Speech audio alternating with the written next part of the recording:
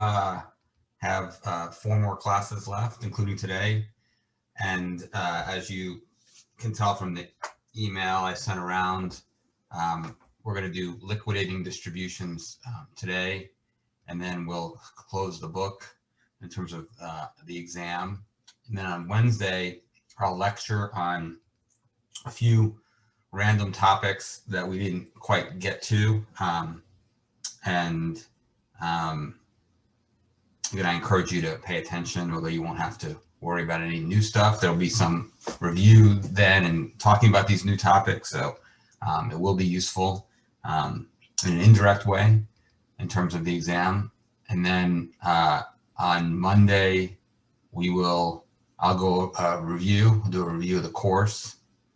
And then on Wednesday, our last class, we'll go over some sample exam questions that I haven't yet posted, but I will shortly. So that's the rest of the course. One reminder, for those of you that I know many of you have sent me the reaction paper to the lecture that was assigned. So if you haven't done that, please do that. Again, the deadline for that would be the last day of class, a week from Wednesday. I've talked about the exam in the past. So if anybody has any questions or concerns about the course, the rest of the way we go, the exam, substantively on the exam, administratively on the exam, there will be more details in terms of the exam procedure. It's pretty straightforward. I've done this in the past, delivering and getting back the exams through TWEN. It's worked out quite well. But I will be posting exam instructions on TWEN before, probably at least 24 hours before the exam period begins. And so, but the instructions are going to not be a surprise. Again, it's open book, open note exam. So any questions? Now's a good time. Or concerns or thoughts? Anybody? Okay, well, with respect to liquidating distributions, so again, we're talking about a situation where you have a distribution of cash or property to a partner, and the partner is after the distribution is no longer a partner. So they're out completely. And the distinction between liquidating and non-liquidating can be somewhat artificial. You could go from, let's say, a 50% partner where you're getting allocated 50% of everything down to a 1% partner through a large distribution. That's not considered a liquidating distribution because you're still a partner. And so even though economically it is liquidating a large part of your interest, it's liquidating 98% of your interest, but it's not considered a liquidating distribution. The rules that would apply to that distribution that takes you from 50% to 1% are the rules we've already covered relating to non-liquidating distributions. So liquidating is when afterwards you have a 0% interest in the partnership. And many of the rules that we're going to look at are review because they're the same, but then there are a few important differences. So let's turn to the code. Let's turn to section 731 of the code. We've seen that before. Section 731.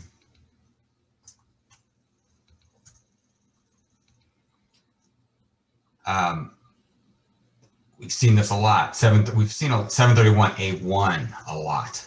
731A1 says that gain, in the case of a distribution by a partnership to a partner, gain shall not be recognized except if the distributee receives money in excess of the partner's outside basis. And as you recall, these rules that we're covering, 731 and 732, they are the general rules. The exceptions that we've discussed thus far all also apply potentially. So disguised sale, you could have a liquidating distribution that's a disguised sale. it's quite rare that you would see that because the jig is sort of up at when you liquidate. The idea of a disguised sale would be to sort of defer the gain, and generally liquidation, if you're receiving cash, deferral is gone. So you typically don't see that as an issue in liquidating distributions. You could have a mixing bowl issue in a liquidating distribution if you have 704C property that was contributed by one partner and distributed to another in complete liquidation of that partner's interest. You have the mixing bowl rules will come first. And then we talked very briefly, thankfully, about 751B, which deals with altering your interest in hot and cold assets. And I talked very briefly about how there's a very complicated way that the partnership rules deal with that. So 751B also would apply first. Once you decided these rules don't apply, or once you're done with working through those rules, then you apply these general rules. So again, gain is not recognized except if you receive money. And that's the case if it's liquidating or non-liquidating. It's the same rule for gain. 731A1 applies equally to liquidating and non-liquidating distributions. But a code section we haven't, or provision we haven't looked at carefully yet because we haven't yet had to cover it, is 731A2. And it has a general rule that says loss shall not be recognized to such partner. Again, we're talking about distribution of cash or property to a partner. The partner recognizes no loss with one exception, except that upon a distribution in liquidation of a partner's interest in a partnership.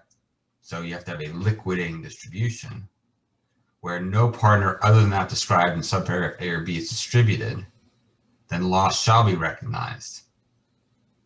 And then I give you the formula. So if you only receive property in A or B, if you have a liquidating distribution that's received by you, and you receive only money, cash money, and or unrealized receivables or inventory, then you may have a loss.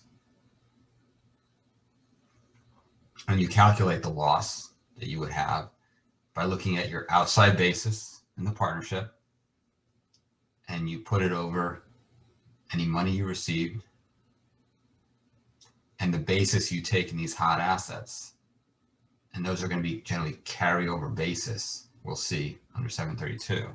Those assets will move from you, the partnership, to you, and they'll take a carryover basis in these hot assets. Add that to any money you received and compare that to your outside basis. If your outside basis is higher than that sum, then you recognize a loss. How this typically works in like 99% of the cases when you're recognizing a loss on liquidation of partnership is because you receive only money. You're getting cashed out. And so let's say your outside basis is 100 and you receive 60 cash. That's it. Well, then you claim that 40 loss. 40 of loss. If you receive, so that would be the most common case of where you have a loss, just receiving money. But let's say you receive money and you also receive inventory that has a basis of 20 to the partnership. So again, your outside basis is 100. You receive 60 of cash and inventory with a basis of 20 carry over from the partnership. Then you'd have a 20 of loss. 100 minus 60 minus 20. And any gain or loss you recognize under this general rule is going to be a capital gain or loss. Gain or loss from the sale of exchange or partnership. That last sentence is capital gain or loss. That's what it's saying. Long term, if you held the partnership interest for more than a year. Short term, if you held the partnership interest for less than a year.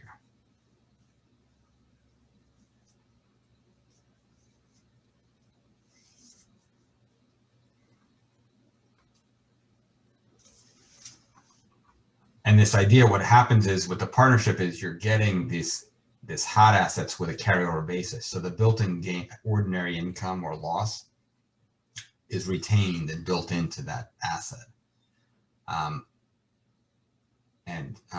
So that's why and then so that's preserving that built-in gain or loss as ordinary. And then you have to have a loss to close the loop if you end up with insufficient basis plus money. So that's the theory, and it works out pretty well. Again, 751B, the rule about altering your interest in hot assets and cold asset work, applies first. And so that's going to ensure that your share of the ordinary income is being preserved through this mechanism. Again, fairly complicated stuff. We didn't get into those details at all. Any questions on 731A1 and A2? So again, for your purposes, if you see a distribution of money in liquidation of a partnership interest, if the money exceeds the outside basis, then the partner has a capital loss. I'm sorry, if the money exceeds the outside basis, the partner has a capital gain under 731A1. If the money is less than the outside basis, then the distributee partner recognizes a capital loss. Any questions? 731A1? 731B, again, we know that the partnership doesn't recognize any gain under this general rule. Again, that's where that gets turned off. You get a sort of a turn, you get a different rules if like the mixing bowl rules come into play. But if they don't, then there's no gain or loss to any other partner. And then we've got our basis rules in 732. If we receive property, what's our basis in the property we receive in liquidation of our partnership interest? Well, 732B applies. So remember, we looked at 732A, determining what our basis is in property received in a non-liquidating distribution. And we said it's generally a carryover basis. Whatever the partnership has, basis-wise, that becomes the distributee partner's basis in that property. And 738.2 then says, however,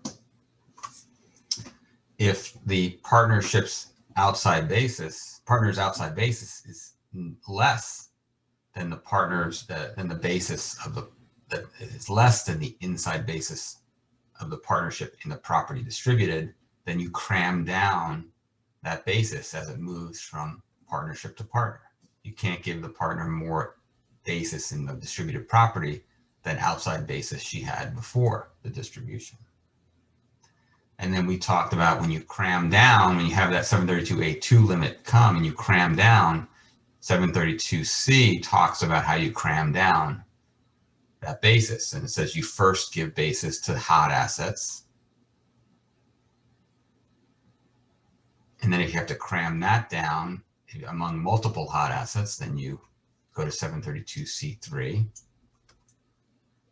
If you have more basis left after you've given the hot assets their carryover basis, then it goes to the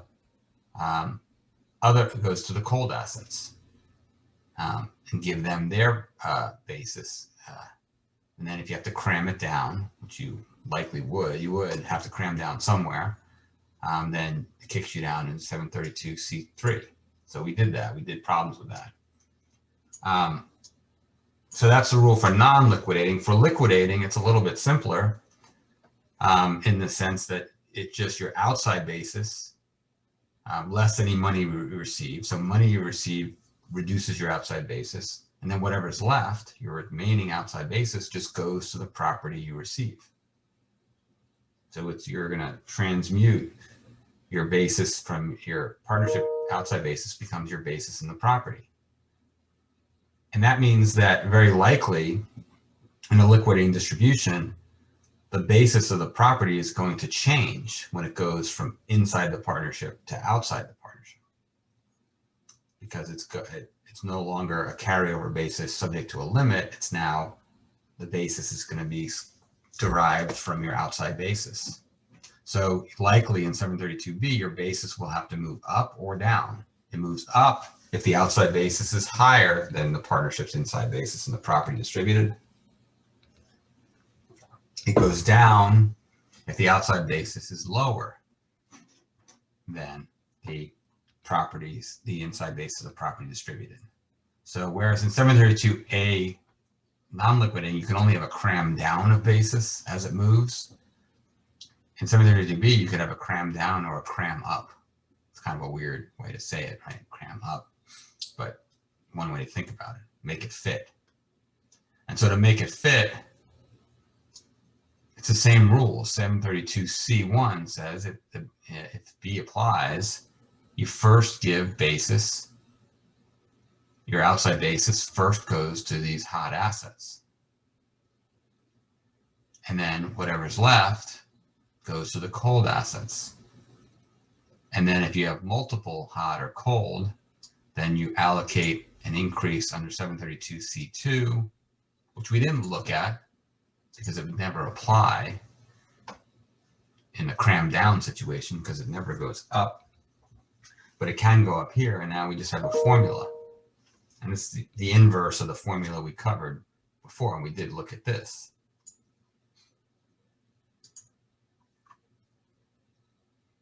So it's just formulaic. As the property moves from the partnership to you as a distributee in a liquidating distribution, you're going to allocate your outside basis through this formula in 732C.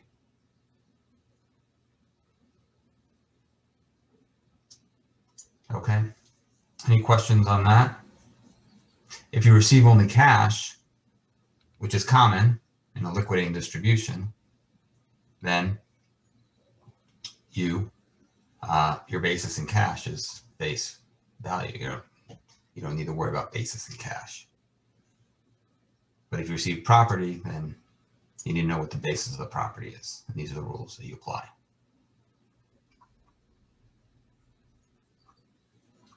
Okay, any questions on 732? 733 reduces your outside basis, and you know it's going to be 0 afterwards. And that's the way it's going to work. Well, actually, 733 technically applies other than liquidation. I guess 730, you don't need to know what your basis is in the partnership afterwards because it's gone. So, but conceptually, this same rule applies to basically take your outside basis down to 0 when you liquidate. And then the question is, well, what's the impact on the inside basis? What about now the partnership has this inside basis? The distributee partner may have recognized gain or loss. The distributee partner, the basis of the property may have gone up or down as it moved outside the partnership. All that stuff, if the distributee recognizes gain or loss, or if the property as it moves, the properties in the aggregate, as they move from inside the partnership to outside the partnership, if that basis goes up or down, that's going to create inside basis, outside basis disparity. We've seen that before. We saw it in the case of non-liquidating distribution. And we've seen these rules before. So 734A just says the default rule is you don't do anything. Your inside basis is unaffected by all that stuff. It's not conceptually the right answer, again, because you know you're going to get inside basis, outside basis disparity, which is not really the way flow through is supposed to work.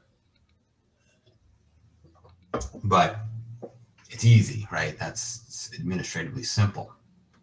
The exception is 734B, which applies if you have a 754 election in effect,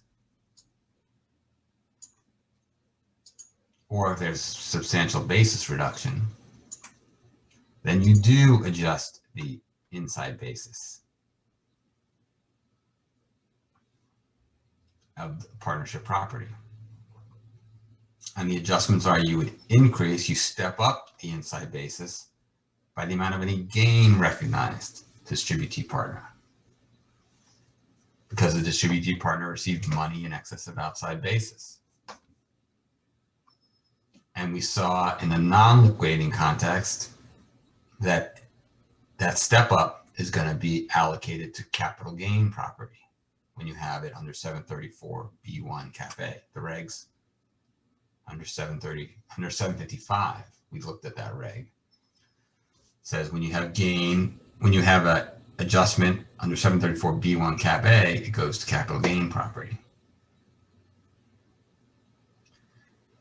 In addition, you would have a step up of the inside basis in the case of distributed property, which 732B applies. A2 again applies for non-liquidating, where you have the cram down, or if B applies, liquidating distribution. If the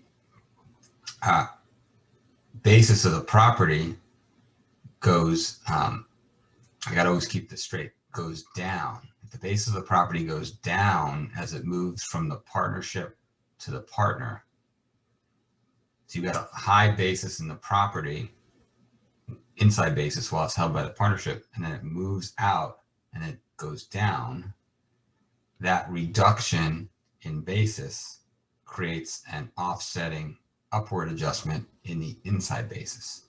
And if you think about it, it kind of makes sense because you're trying to maintain inside basis, outside basis parity. Got a bunch of high basis property comes out of the partnership.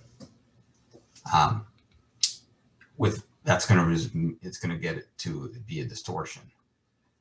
So again, if the basis of the property goes down, then the excess of the old basis that was held by the partnership over the new basis of distributee, that results in an upward adjustment of the remaining properties but held by the partnership. We did a problem just like this, and it was 732A2 applied because it was non-liquidating. But that's not a big difference. So we did a problem like this, and then the question then is, well, what do you allocate that basis increase to? Which properties?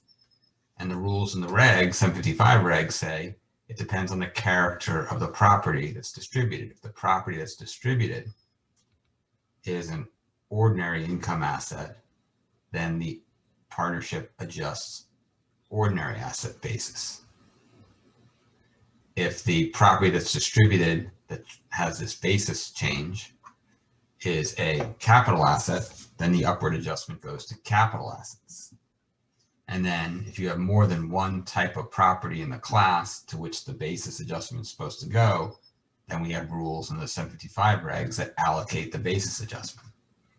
Exactly the problem we've done in class before in the context of non-liquidating. So 734B1 can apply in liquidating or non-liquidating.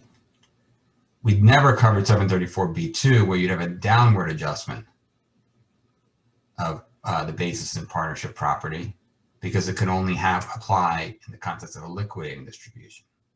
So when you have a downward adjustment, again, you have to have a 754 election or a substantial basis reduction, then you'd have a downward adjustment to the extent of any loss recognized by the distributee partner under 731A2. Well, when would a distributee partner recognize a loss?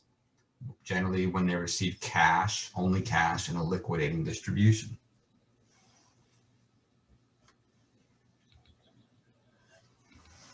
And then that downward adjustment is going to be made to capital assets, property. Again, the regs tell you that. And then we also have a downward adjustment where 732B applies and the distributed property basis goes up as it moves from the partnership to the partner, because the partner has a high outside basis and the distributed property has a relatively low inside basis, and it moves up. The basis of the property goes up. The rest of the basis of the property, the rest of the partnership basis goes down by virtue of 734B2 Cap B. And again, where is it allocated? The basis reduction is allocated to like properties. So if the property that's distributed that has the big basis upward adjustment as it moves out is capital, then the downward adjustment is to capital assets. If the basis of the property with the big upward adjustment is ordinary, then the downward adjustment goes to ordinary assets. If you have more than one property in the class, then the 755 regs have the method of allocating the adjustment among multiple properties.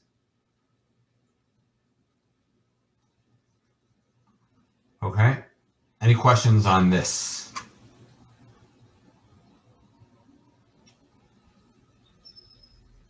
It's not all that different.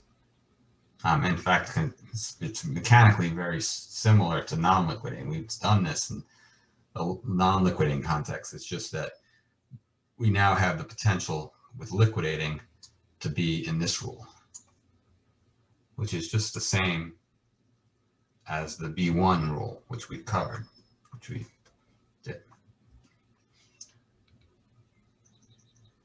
Okay. And then one other rule I want to talk about before we get to something that is unique to liquidating distributions. Let's turn to 752. We've seen 752 a lot in this class, so we're going to see it again. 752, remember, says you increase your outside basis by your share of partnership debt,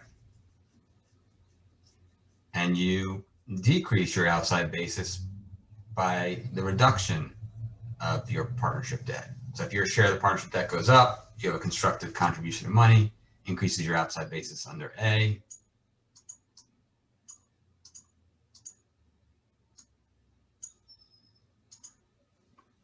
And when your share of the partnership liabilities goes down, you have a constructive distribution, which reduces your outside basis and may result in gain.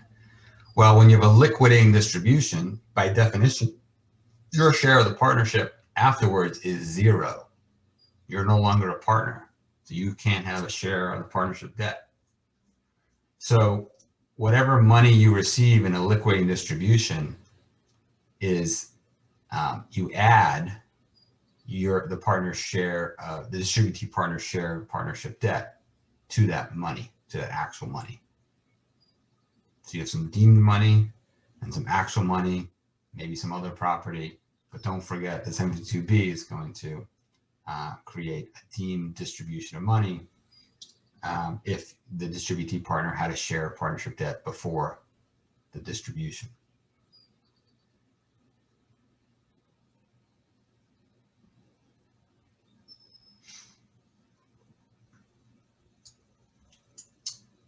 Okay, so those are the rules.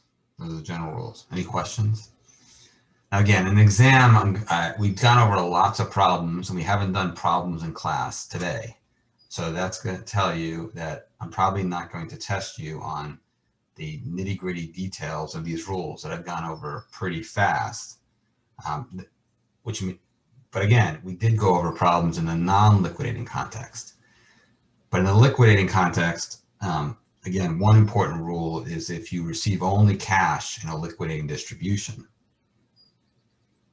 that if your outside basis is greater than the cash distributed, again, cash, actual cash, and deemed cash, then you have a loss under 731A2. And when you have a distributee partner with a loss, that's a cap under 731A2, that's a capital loss distributee partner. That also, if there's a 754 election effect, may result in a reduction to partnership inside basis under 734B. I mean, that's fairly simple and should be easy for you to do. I mean, not easy, but should be capable for you to do.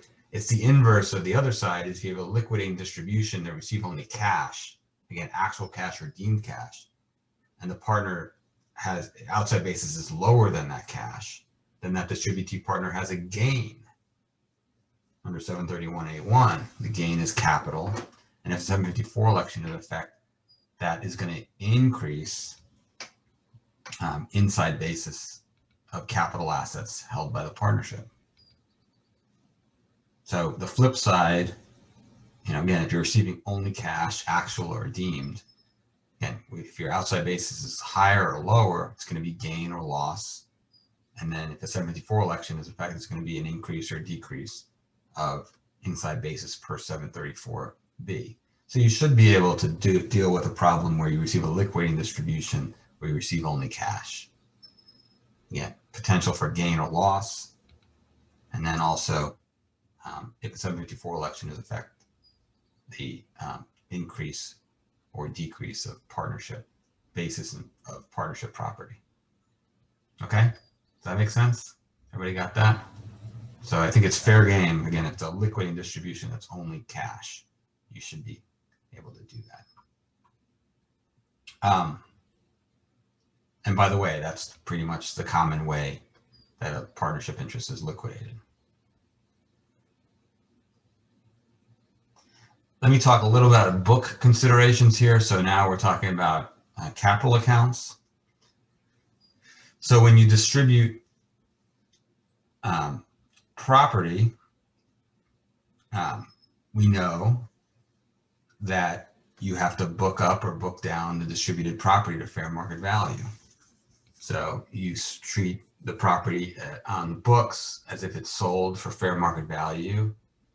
You allocate the resulting gain or loss to the partners for book purposes. And then when you distribute the property, the distributee's capital account is reduced by the fair market value of that property. We've seen that before. I'll also mention that when you have a liquidating distribution, that is a permissible revaluation event where you could book up or book down all of the properties that exist on the books of the partnership, not just the distributed property. So you have to book up or book down the distributed property, and you may book up or book down all of the properties. And that global revaluation would typically be done because it keeps things straight. Okay, last thing we'll talk about today then will be 736, or last thing that'll hold you responsible potentially for is 736. So let's turn there. This is a very confusing code section.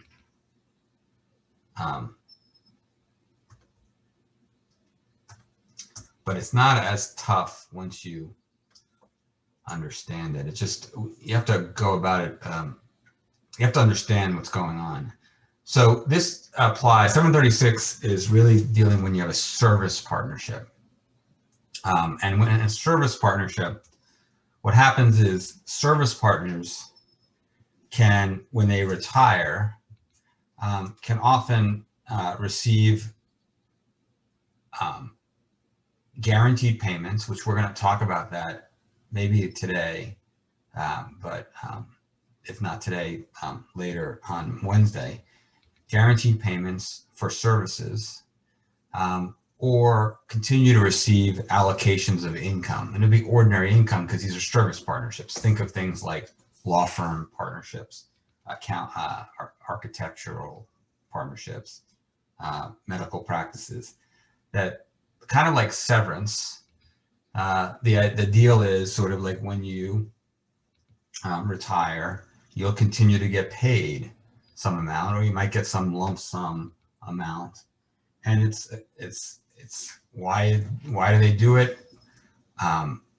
They do it because everyone's sort of in the same boat, and when you retire, they think you should get some amount for it. It's also an incentive to retire because you get this amount, and if you didn't get sort of a big chunk of change when you retired, nobody would retire, and that wouldn't be good for the partnership. And so in these service partnership contexts, you have this deal where they're going to receive, again, sort of a set amount of money or future allocations of income. Even though they retired, they might, let's say for 2 years, continue to receive maybe a dwindling percentage of the income. So if they were a 10% partner, maybe for the year, the year after they retire, they're still a 10% partner in terms of the income, even though they're on the beach. And then the next year, year 2, they get 5%, and year 3, they get 2%, and that's their deal. So they're getting a dwindling percentage, or they could just get a set amount of cash. And so those payments are considered 736A payments, your retiring partner. So it's taxed as a distributive share if the amount is determined with respect to the income of the partnership. So that's the example I gave where you're at 10% and then 5% and then 2%. You're just continuing to receive partnership income and you still get allocated that amount. Or if instead it's the deal is you get a certain amount of cash, X dollars of cash in year 1, after you retire, year 2, and then year 3, that's treated as a guaranteed payment. So these are ordinary income. The guaranteed payment we're going to see is ordinary income to the recipient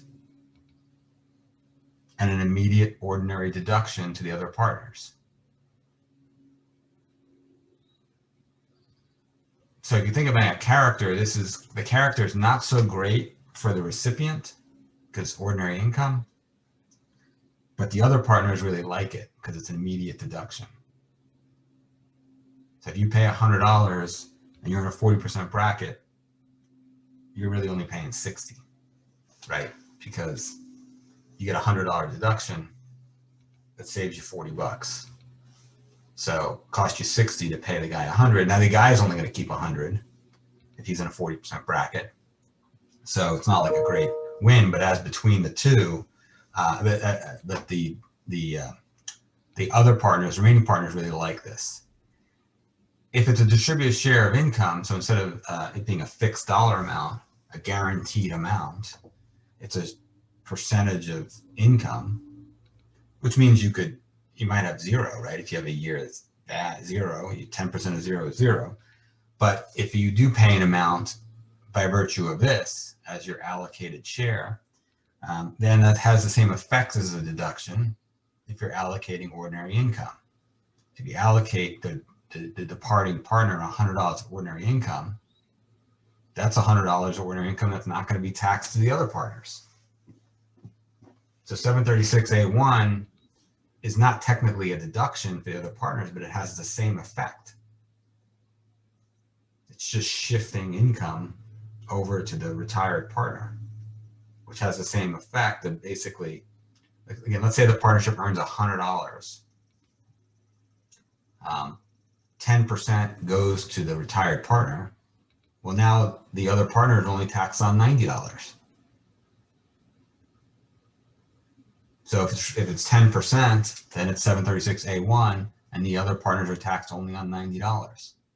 If it's a guaranteed payment, where the promise is I'll pay the retired partner 10, then the remaining partners have 100 of gross income because they're receiving all of the allocated income, but then they get a deduction of 10 as a guaranteed payment, and so they're taxed on 90.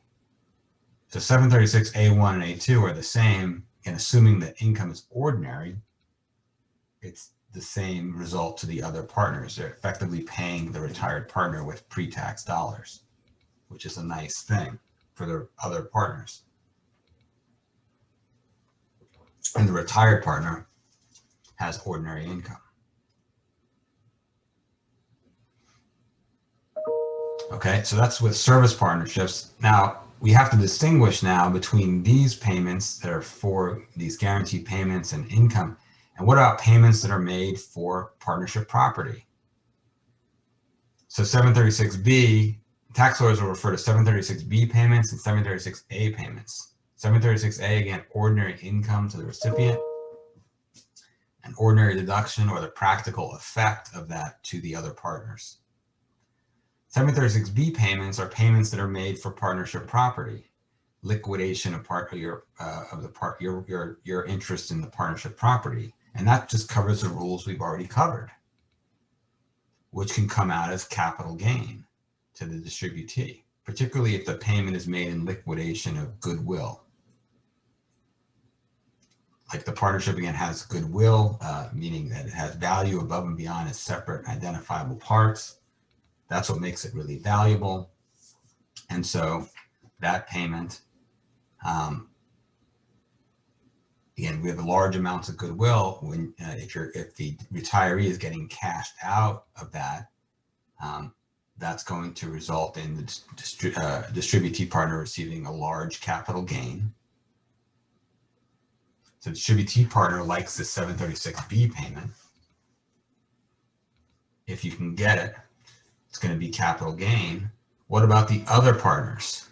What about the other partners?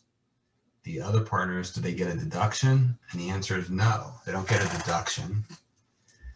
The best they can get when they make payments with respect to goodwill pursuant to 736B, one is if there's a 754 election in effect, remember that big gain that distributee partner is getting is going to result in a basis increase in the partnership property. And it's going to be capital gain property, and it's going to be goodwill. So the partnership is going to get a step up in goodwill if there's a 754 election in effect. What does the step up in goodwill give the other partners? I'll open that up to the class. What's the benefit of a step up in basis and goodwill? How's that going to present itself to the other partners?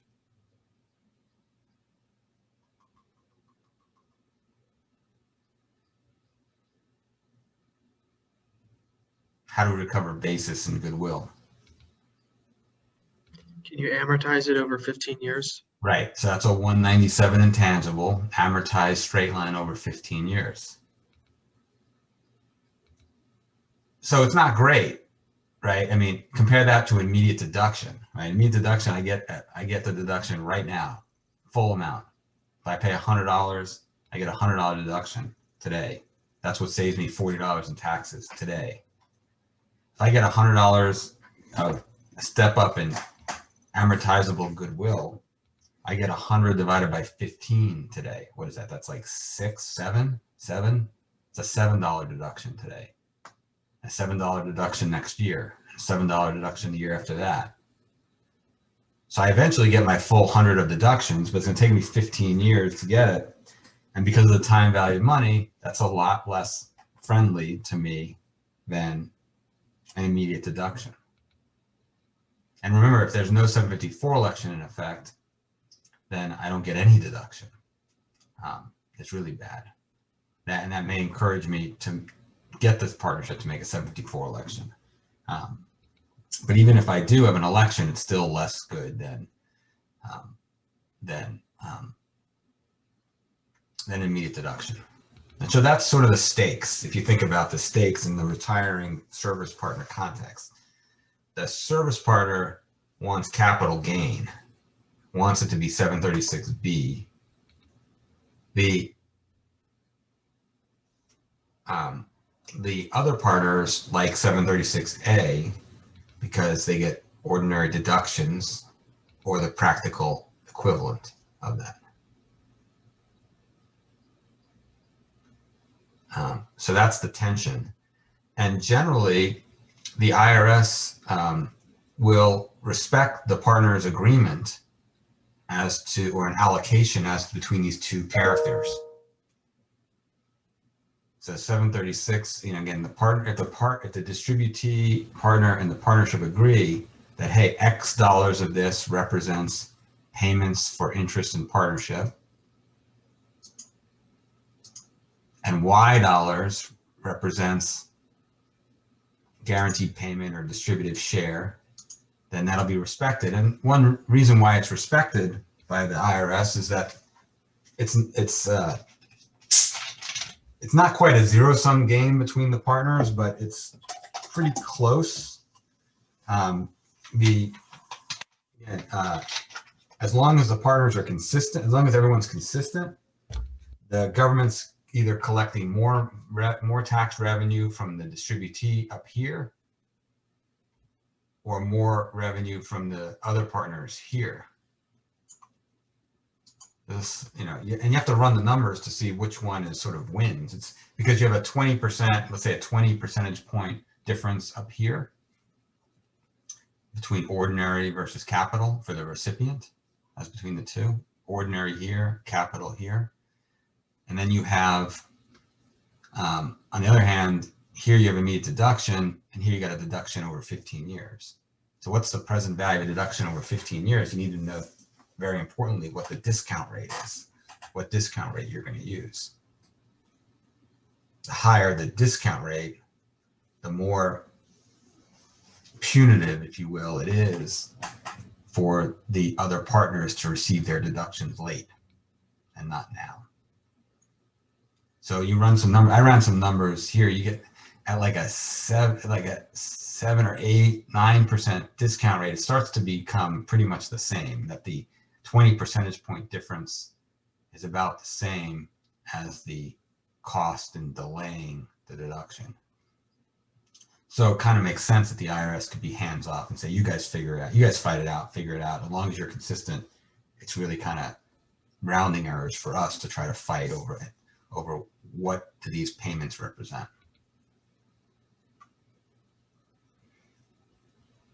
Okay, so any questions on that? Again, that's we've seen that before. Again, we've seen the goodwill, step up in goodwill. We saw that in the context of a buying partner and a 754 election that gives a 743B adjustment in goodwill. We sort of saw that, but we're seeing now for the first time this sort of conflict between partners, as between character for one partner and timing for the other partners. And I only bring this up, I'm not going to test you on 736, but I bring it up because it comes up a lot. It just comes up a lot. And so people will, again, anytime you have a retiring partner in a service context, this is going to come up, and you've got conflicting interests, and you want to know which side you want your client to be on, at least to fight for it. You need to understand what the stakes are. So that's the general approach. And then we have some special rules here. And we'll start with 736B3. If you have a partnership where capital is not a material income producing factor, and that's what we're talking about here, service partnerships. I just dealt with a case where this was a hedge fund partnership. It's a hedge fund managers. They manage people's money, investors' money. They have a lease, they lease property, they got computers and stuff like that, but that's not why they make money. They don't make money because of capital. They make money because of brains and sweat. Same thing with a law firm or an accounting firm or a medical practice. Medical practice, depending on, you might have CAT scan machinery and the like, but like a general practitioner or a primary care doctor, they don't make money from their capital. They make money from their brains and effort. So we're doing service partnerships. That's really where you're doing it. And then the other thing is going to be where the retiring partner was a general partner in the partnership. And this is kind of weird, because Congress, when it wrote this, there was no such thing as LLCs when they wrote this. So there were general partnerships and limited partnerships. And in both cases, you had general partners who were liable for the debts of the partnership. And your typical service business was a general partnership.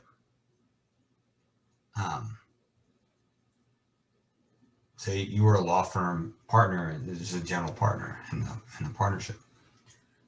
So, and clearly in that case, if you're a general partner in a general partnership, that's a service partnership, then this special rule that I'm going to talk about applies.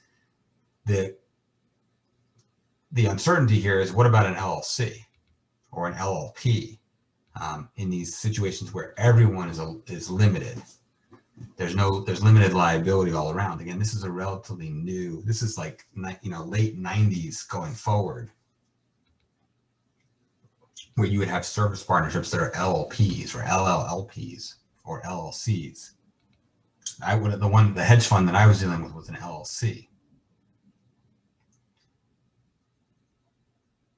So technically they're not a general partner. And so maybe you look at the law and you say, okay, they're not a general partner, this special rule doesn't apply. But then other people look at it and say, well, that's not what Congress was thinking about, a partner who's a service partner, right? And that was sort of short for a service partner. If you're a limited partner in a limited partnership, you were the silent partner. You invested cash. And if you're a general partner, then you were a service partner. And so said the special rule should apply in LLC context as long as the LLC member is a service partner. So it's uncertain at this point exactly how you'd apply that in the context of an LLC. Sort of anachronistic sort of language that Congress used, well, that turned out to be anachronistic. And now we have to apply it currently. Okay, so what if we have this situation where we have a service partnership and a general partner, whatever that means? Well, then this special rule applies. And what is a special rule? It's going to say that certain payments that you receive for property are not going to be considered payments for property. We're going to deem them to be not payments for property. It's going to kick you back up to 736A. So let's say you receive cash and some of it's for your unrealized receivables. What is that? That's your accounts receivable. If you're a law firm partnership, you've billed a bunch of clients, you haven't gotten paid yet. It takes you 30, 60, 90 days to get paid. So you're getting cashed out of that. And so some of your payment, your cash you receive is allocable to these unrealized receivables.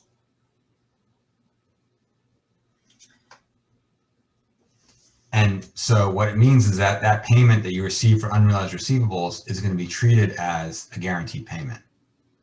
Again, assuming it's reflected as just a cash payment. Like $100,000 of that you paid is allocable there. It's going to be treated as a guaranteed payment. Bad for you, good for the other partners, but also pretty consistent with what should happen. And these unrealized receivables, once they're collected, there'd be ordinary income.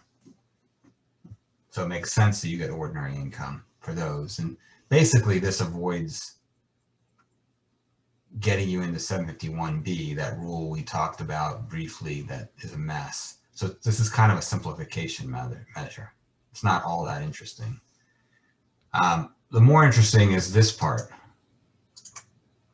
that basically any payment that you receive for goodwill is treated as not a payment for partnership property and goes back up to being a guaranteed payment, except if the partnership agreement explicitly provides for a payment with respect to goodwill. So this is where the rubber meets the road. So your client is a retiring partner in a service partnership, general partner in the partnership. If they get paid, if the partner gets paid a bunch of cash, and again, let's assume, as is typically the case at these service partnerships, they don't really have a whole bunch of capital. So they don't have a bunch of equipment or machinery. And so the payment is either going to be attributable to goodwill or it'll be up here as a guaranteed payment. And it's going to depend on whether the partnership agreement, which can be amended, explicitly provides for a payment with respect to goodwill. And so what you're going to want to do for your client is going to be to see, and hopefully the partnership agreement provides for goodwill payment.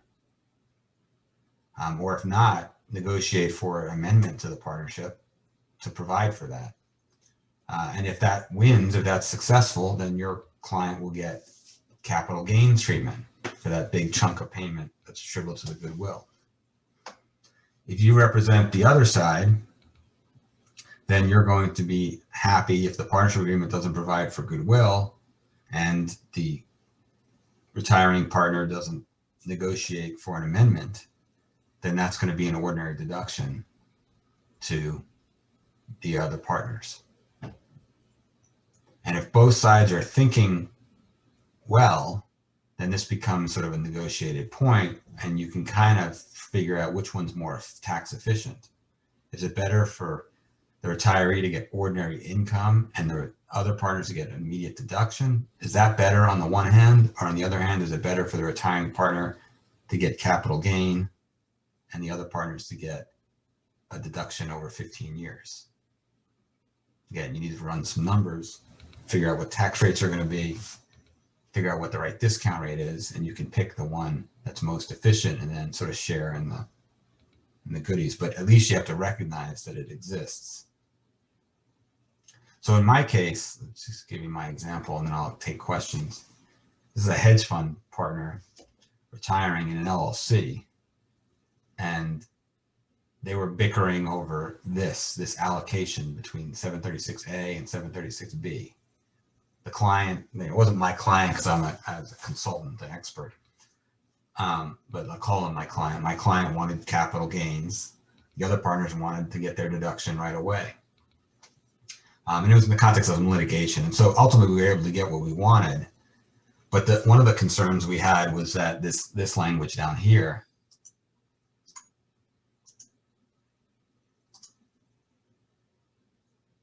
and by the way, the payment was definitely goodwill. Like that's the only thing that would explain the large payment that he received. So I started to get worried about this. And the partnership agreement did not provide for payment with respect to goodwill. So I got worried about this. And so but it was an LLC. And so what we agreed to in the settlement agreement against litigation was that not only was the payment attributable to goodwill, but also that the parties agreed that this special rule didn't apply. That this rule didn't apply. Why didn't it apply? Didn't apply because it was an LLC. That my client wasn't a member of an LLC, not a general partner in the partnership, which is not so clear under the law. But again, both parties agreeing to it. The IRS is presumably not going to fight it out, and the IRS really hasn't been interested in fighting out those sort of things, letting the parties sort of duel it out. So that's what we agreed to. We thought about asking them to amend the partnership agreement to explicitly provide for goodwill. The problem with that is you then have a bunch of people that have to go and sign a new partnership agreement. That can get tedious when you have lots of partners. And people are asking why we're signing new partnership agreements. So it's easier just to get the parties to agree on the interpretation of this rule, which again isn't binding on the IRS technically, but the thought is that the IRS hasn't been interested in pursuing these fights as long as everyone reports consistently. So bottom line, be aware in the service partnership context that in the retirement context, you're going to have these diametrically opposed interests between the retiring partner and the other partners, and the potential application of the special rule, which if it applies, is going to be very favorable to the other partners, giving them their immediate deduction, but bad to the retiring partner who loses capital gain treatment. Questions on any of that? So again, we got this dichotomy between guaranteed payment, distributive share for retiring partners, and you've got your payments for property. You've got this rule that in the context of certain partnership treats payments for property as not payments for property, which then kicks you back up. Those payments are treated as 736A payments.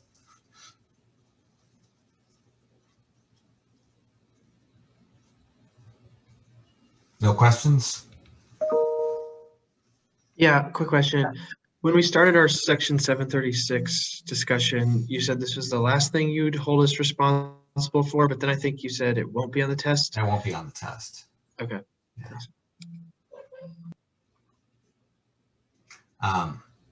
Yeah. But again, you should be aware of it.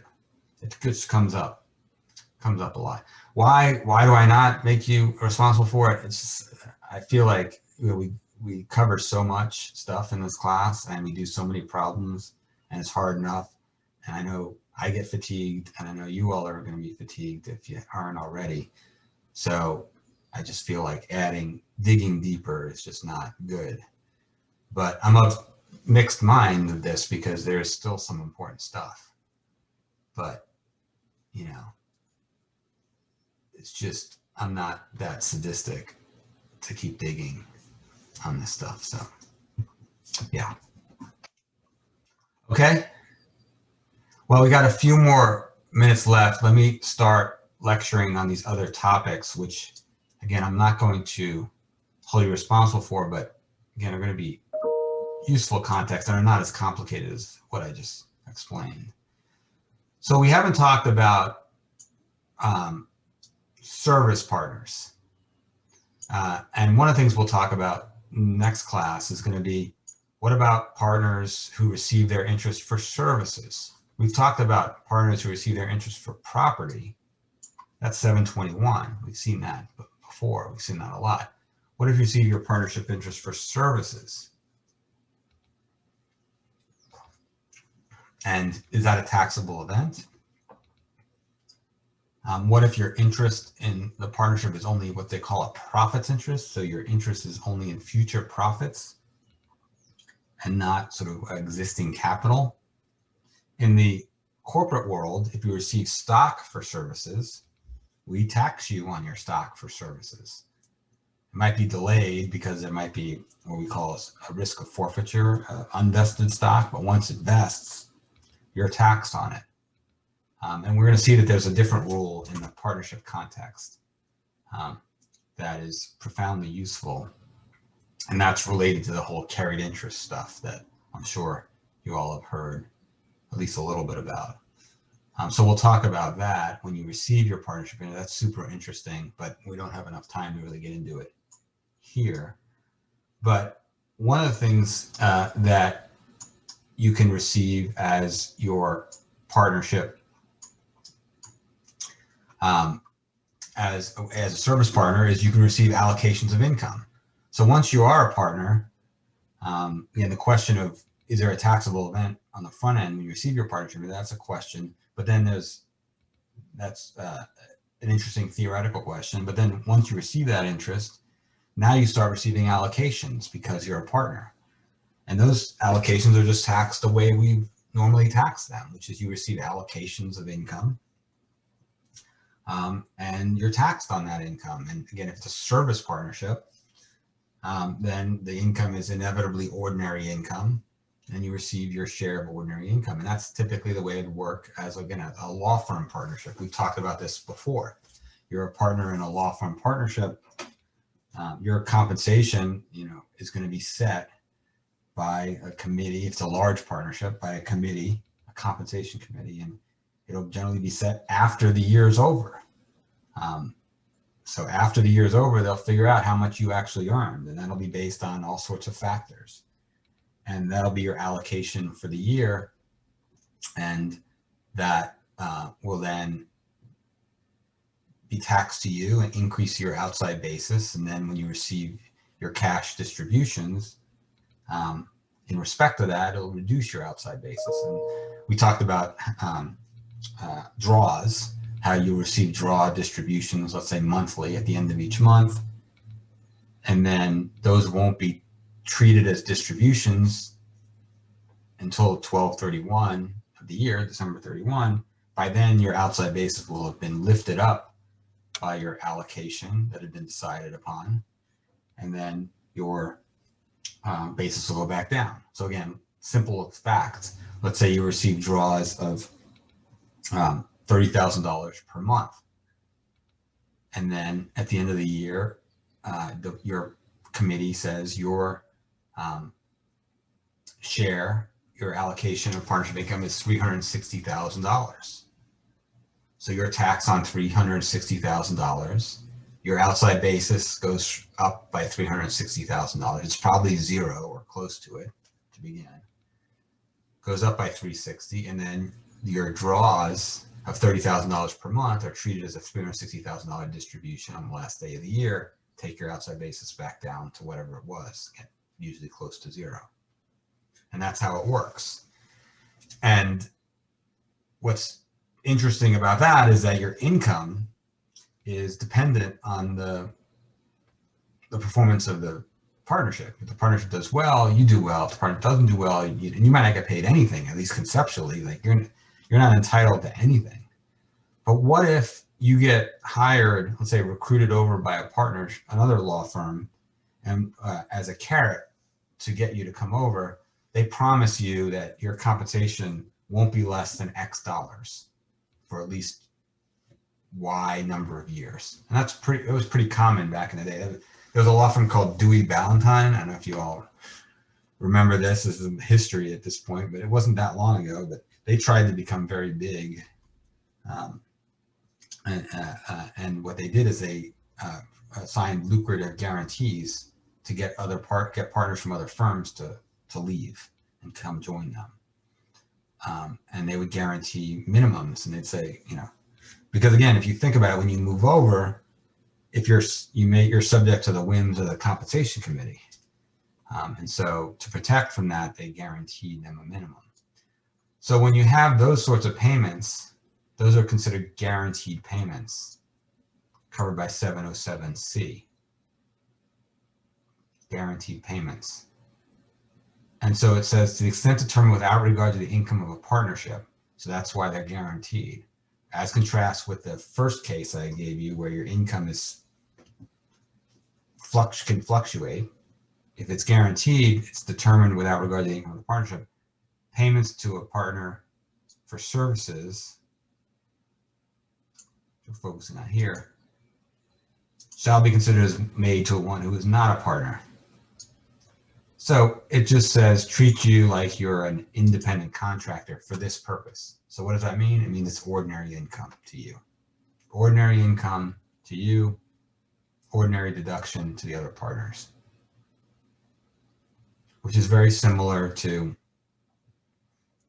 the regular allocation of 704B, where if you just, instead of getting guaranteed, again, the guarantee could be you earn at least 360, and then you get 360, the entire amount you get is a guaranteed payment.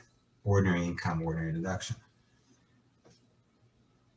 If on the other hand you have no guarantee, your income can be whatever, then whatever you get is going to be allocated to you under 704B, the rules we've learned, and just an allocation of ordinary income to you. Practically the same effect. So why do I bring this up? It's just that you'll hear the term guaranteed payments a lot, and that's what it means. It means this sort of your salary-like income from a partnership. And related to that is a point that you can never be an employee of your partnership. If you're a partner, you're not an employee. The IRS has said you cannot be an employee of your partnership. Just like you can't employ yourself. This is the aggregate theory sort of prevailing. The IRS believes you can never be an employee of your partnership. So service partners, they get compensated again these two ways. Allocations of income.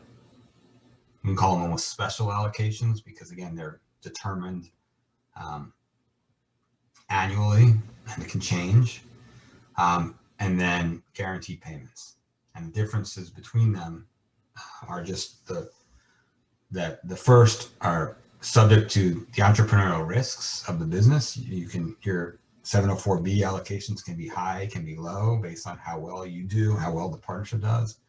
Whereas 707C payments are guaranteed. Again, think about like salary versus bonus. If it's all discretionary bonus, then it's all 704B. If it's no discretionary bonus, it's all fixed, 707C. Where might this matter? I'll leave you with this last thought. So in a service partnership, normally it wouldn't matter whether it's guaranteed or an allocation. Where it could matter is if the partnership income is capital gain instead of ordinary income. And so this relates to like private equity. We'll talk about this a lot on Wednesday, that if you're a partner in a partnership that manages money for other individuals in a private equity partnership or venture capital partnership, to the extent you receive an allocation of gain under 704B, that's capital gain to you. But if you receive a fixed payment, a guaranteed payment, it's ordinary income to you. So where the character of the partnership's income is capital, then it really matters whether you have a 704B payment or a 707C payment. But where the character of the partnership income is ordinary, like in a traditional service business, then it doesn't really matter. And because of that, I'll leave you with this, because of that incentive where you have the partnership income being capital, the government knows that there are situations where you can try to create a guaranteed payment like situation, and basically reduce the risks so much that it's not as it's formally not a guaranteed payment, but substantively is. But you're trying to get an allocation of capital gain instead of receiving guaranteed payment. 707A2 Cap A, we've seen 707A2 Cap B, disguised sale. This is disguised services, disguised compensation for services that the IRS has the ability to try to recharacterize allocations, purported allocations as guaranteed payments when the substance is really a guaranteed payment, even though the form is an allocation of income.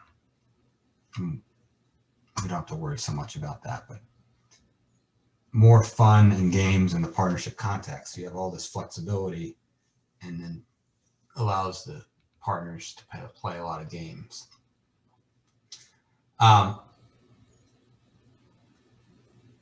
So on Wednesday, any questions on any of that?